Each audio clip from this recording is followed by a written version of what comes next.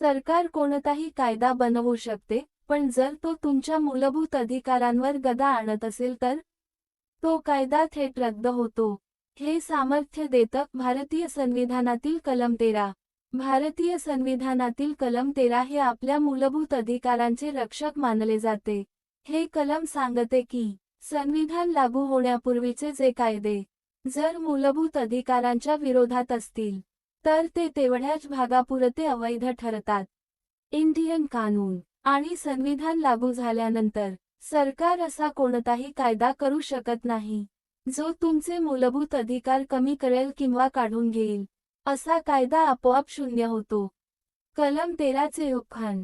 13.1 संविधानपूर्वीचे चुकीचे कायदे अवैध. 13.2 राज्य मूलभूत अधिकारांच्या विरोधात कायदा करू शकत नाही. 13.3 कायदा मध्ये फक्त ऍक्ट नाही तर ऑर्डिनन्स, नियम, परंपरा, आदेश सगळं येतं. 13.4 संविधान दुरुस्ती अमेंडमेंटवर हे लागू होत नाही. कलम 13 मुळे सुप्रीम कोर्ट आणि हायकोर्टला अवैध कायदे रद्द करण्याचा अधिकार मिळतो. यालाच आपण ज्युडिशियल रिव्ह्यू म्हणतो. का महत्त्वाचे आहे कलम 13? मूलभूत अधिकारांचे संरक्षण. संविधान सर्वोच्च ठरवते, सरकारच्या शक्तीवर नियंत्रण ठेवते, न्यायालयाला कायदे तपासण्याचा अधिकार देते.